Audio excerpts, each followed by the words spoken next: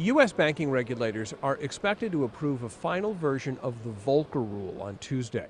The rule, named for former Fed Chairman Paul Volcker, who pressed for something like it, would bar a bank with federally insured deposits from making speculative trades that could threaten its stability. The Volcker rule is intended to limit so-called proprietary trading by banks, and these are commercial banks, investment banks. That is essentially trading for their own profit. The banks have said such a ban could also prevent them from doing what the customers might want, such as making trades to offset the risks in a particular investment. But when JPMORGAN made an ill-conceived bet that ultimately cost the bank $6 billion, regulators began rethinking certain exemptions. And the regulators have essentially said that they believe it would have stopped that from happening.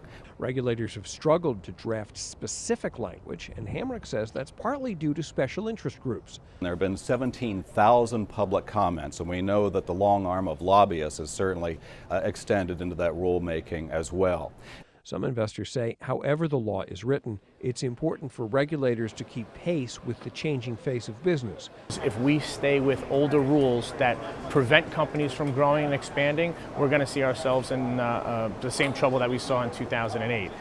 It's hard to know how effective the rule will be, and its complexity could make enforcement difficult. Warren Levinson, Associated Press.